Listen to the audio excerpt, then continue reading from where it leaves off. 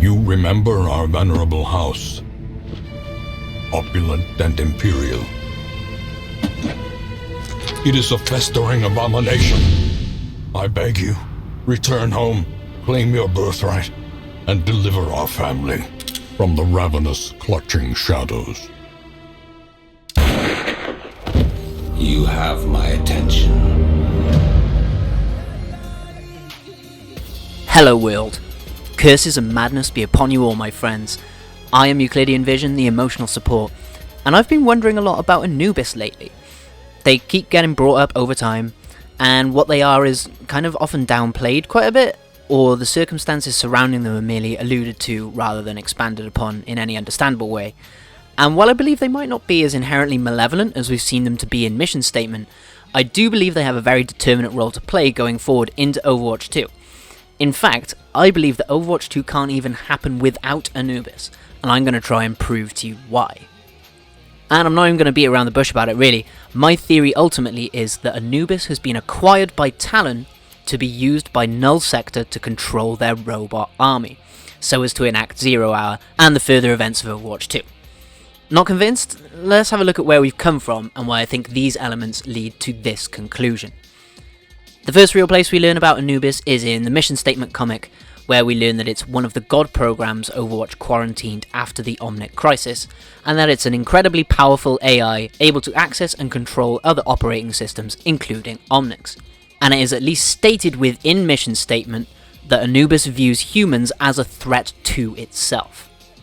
And I'm also ignoring the god program statement made by Michael Chu to sort of clarify what it is, when everything that Anubis displays kind of puts it in the category of what a god program would be in the first place, and everything that this theory weighs on can happen regardless of whether you call it a god program or not. It still does what it's able to do.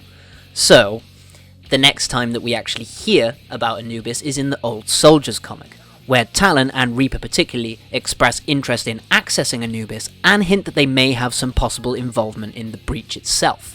He also sort of implies that Anubis has a purpose greater than the effects we've seen it to have so far, which, as Helix understand what Anubis's abilities are, it must mean that that purpose isn't to do exactly with the ability, but what you could use the ability for. Which then takes us to the Bastet story, the next time we hear anything about Anubis, and this one brings up kind of a spanner in the works to our perception of Anubis thus far. We'd first heard that as a god program, Overwatch quarantined it after the Omnic Crisis, but Bastet reveals that Overwatch's intervention, which quarantined Anubis, happened only a decade before Bastet, which is theoretically 15 years after the Omnic Crisis ended. And it's also stated by Anna that Egypt has never recovered from Overwatch shutting down the Anubis project, which kind of implies that Anubis itself isn't inherently a problem. So the whole nature of what Anubis actually is becomes a bit more dubious here, and it's not really expanded upon how and why, which we kind of need to look forward to in the future, I think. The next bit that connects it, very particularly seemingly to Null Sector, is the ending of Storm Rising, where Null Hector, the leader of Null Sector, we don't have a name for him yet, but he has a meeting in Cairo, basically by the Temple of Anubis with Doomfist. And Doomfist states that with Talon's help, Null Sector can achieve their goals, theoretically. Which, given what Null Sector are, given that Null Hector is claimed to fight for his kind with a noble cause, it implies that it is Null Sector. Their ideology of Omnic rights, or possibly Omnic superiority, is evidently relevant here as to why they would be making an alliance.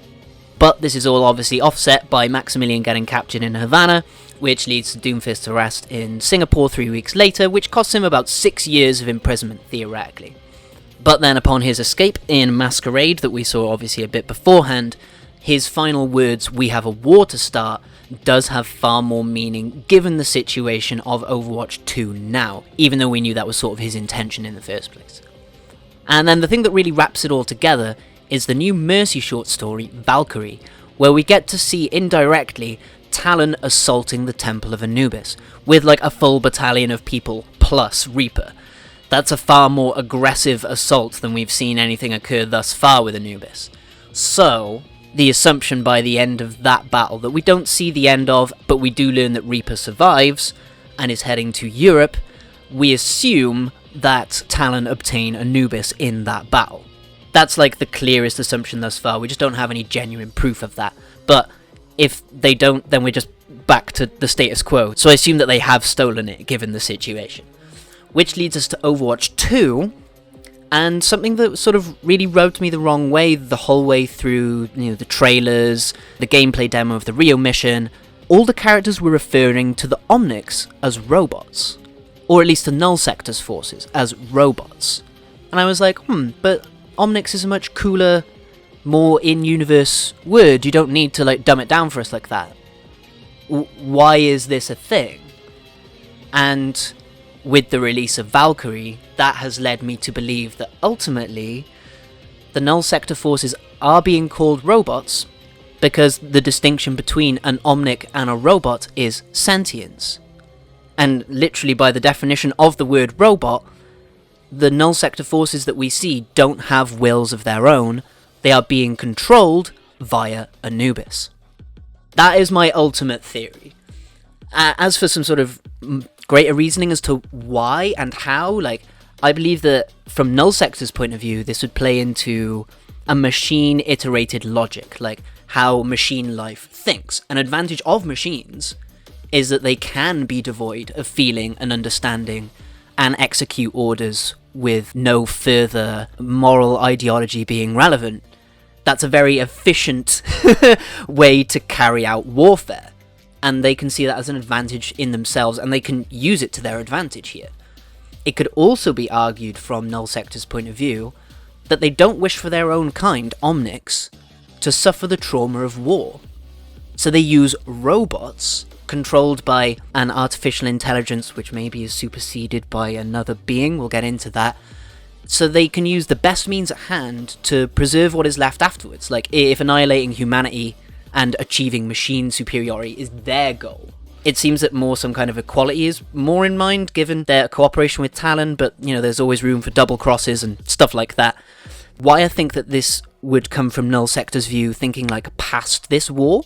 There's a film called Extinction. I haven't seen this, but I've heard there's a big element to the plot, so if you don't want spoilers for Extinction, skip ahead a little to this time frame, and we'll just carry on regardless of that. Extinction plays with a similar idea, whereby an android army wiped out the human race, but then had all their memories erased, and so go to thinking that they're just normal humans, seemingly to eradicate their trauma from engaging in what is basically specieside.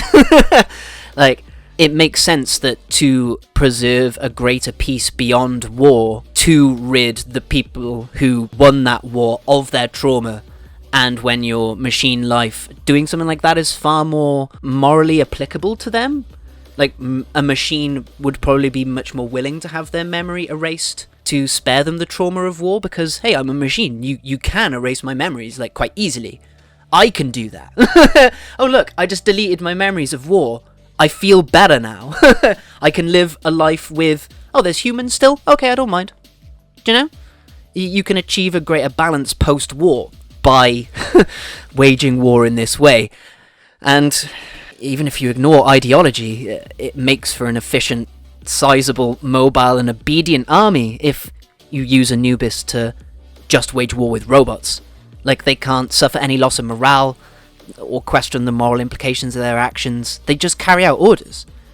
And it's also kind of likely that the production of blank robots is much faster or more efficient than creating fully sentient Omnics, which is what allows the flying ships to mass produce robots at the rate that they do, compared to maybe an Omnium, which can only produce a limited number of Omnics at a time given their greater internal processing. I don't know, that's me extrapolating from there.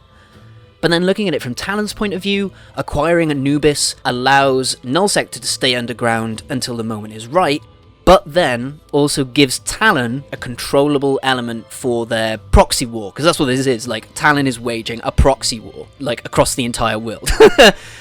But there is also the question of how Talon do decide to use Null Sector beyond that. looking into other characters and sort of the future beyond this now, I hopefully think I've proved that Anubis is the key to allowing Overwatch 2 to happen. Looking at the future of that, there's every possibility in my mind that Talon could pull a syndrome on Null Sector, and the proxy war wasn't about evolving humanity or machines alongside each other, it was giving Talon an enemy to defeat to take the top spot. And maybe there's members of the organisation that have concerns with that, i.e. Maximilian's statement in the trailer that he is evidently having some questions or second thoughts about what they are doing, which, if Talon were going to betray Null Sector and wipe out a huge portion of Omnics and a lot of robots in the process, this could be a development into Maximilian caring enough for his own kind that he's like, don't kill all of us. I was willing to, kill off some of my kind to, to benefit myself. Of course I was. I'm Maximilian. But don't wipe out everybody. I can't sit with that. So that could be some kind of insight into what Talon are aiming to use Null Sector for, beyond just obviously the proxy war. But then there's other influences that could obviously link back into this as well. Sanjay Korpal's connection with Vishkar, and Vishkar's hard-light technology could be linked in some way to how Null Sector's production line is so fast, like allowing them to mass-produce armies and possibly even the dropships themselves in like mere moments. Like if architects can create an entire city and like skyscrapers out of light, what's to stop them making the giant command ships, Explains how they've all just sort of popped up out of nowhere and nobody has noticed until now. Do you know what I mean? There's other connections that could be there, like according to the trailer, Null Sector seemed to have a presence in South Korea, which obviously suggests that D.Va may make contact with Overwatch in some way at some point, which is nice to see. But it also kind of suggests that Null Sector might have an alliance with the Gwishin, because the Gwishin do seem to be a very independent faction within the Omnics. Like there's obviously the Siberian Omnium, which started waging its war in its own way, theoretically. We don't know how connected to Null Sector the Siberian issue is at present. As far as we've seen, the Gwishin incidents are fairly isolated in their nature, but with Null Sector being revealed to have a presence there, is this Null Sector collecting all the sort of anti-human elements in the Omnic population. Which then actually makes me wonder how the Junkers would feel about this. Because they've said they have like plans for the Junker Queen. Null Sector rising to prominence is exactly the kind of thing that would spur someone like the Junker Queen into action, especially if the Junkers are to be expanded upon and used within the game more, because theoretically the hero missions, it's been hinted that there'll be more enemy types, I think, than just Talon and Null Sector, which Junkers as like a side in this issue, not siding with Overwatch but being anti-Omnic, could like throw some spanners in the works, and that would be a really great way to introduce the Junker Queen into things. But then there's also like questions about other sort of slightly dissociated characters, but ones that we've had some more hints of, like why is Zenyatta in what is potentially India? Why are Talon there? And what the hell is that crazy floaty ring thing? Like I want to know what that thing is. And also Valkyrie kind of skipped over this, but Pharah, like her inclusion in the story is very likely to develop out of this Anubis capture. Like it could so quite easily, like it'd be the catalyst for her to be involved somehow, no matter sort of what way you take that. And on to obviously the most mysterious one of all, Echo. Given the mythological ties, she could very certainly be important regarding Anubis, in that she maybe has some kind of ability to interact with Anubis, or has a power that rivals theirs in some way, especially if she is linked to the god programs. Because given Echo's shared mythological roots with Athena, another AI being we've seen with the ability to access other operating systems, that kind of suggests to me that Echo and Athena's role within Overwatch 2 could be very centered on the story, and very particularly because we're going to be interacting with Anubis.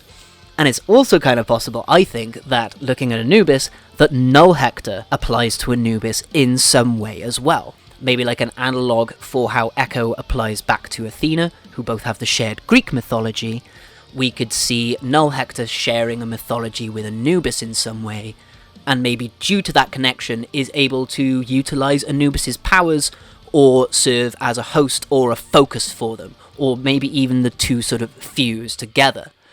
And in that instance, which I think is actually probably most likely, especially if Null Sector are going to be using Anubis to control the army, why not have the leader of Null Sector be the one using Anubis to control the army? I reckon that Null Hector's actual name is Osiris, with Anubis being the god of death, and Osiris apparently having replaced them at some point in Egyptian mythological history, and becoming the god/king of the dead. The slight differences there should make sense when you apply that back to the Overwatch universe, with the god of death, Anubis, being able to control Omnics, so they are the means, death, control, and the god of the dead is able to rule over that power itself. So the god of the dead is the one who can focus Anubis into a singular purpose. To me, that's probably the most likely way that they'd work that round. Another cool alternative, at least for Null Hector's name, in my eyes, would be Mayet, the feather of truth that's used in the Egyptian afterlife to weigh against the hearts of the dead in order to determine their value and honour and their purity to determine whether they can pass into the afterlife. But that's sort of me just sort of spiraling off into random thoughts at this point. Hopefully I kind of proved my ultimate point that Anubis is the key to allowing Overwatch 2 to happen. It's been referenced in so many pieces of the media thus far. It's still shrouded in a degree of mystery, but the elements that we do know and understand kind of perfectly line up to allow what we see happening in Overwatch 2 to happen, and why the change from Omnics to robots is actually significant, rather than them just sort of dumbing it down for some weird reason. So, I hope I've convinced you, because having actually spoken through this myself, I'm now ever more convinced than I have been. But that's enough from me from today. I do have more ideas regarding Overwatch 2 coming up soon, and I hope to see you come back to check some of that out. Thank you for staying with me to this point, my friends, because I've been Euclidean Vision, the emotional support, ever thankful for your time. Take care of yourselves, teammates, and may the glorious light of Best Girl shine within you. Bye-bye.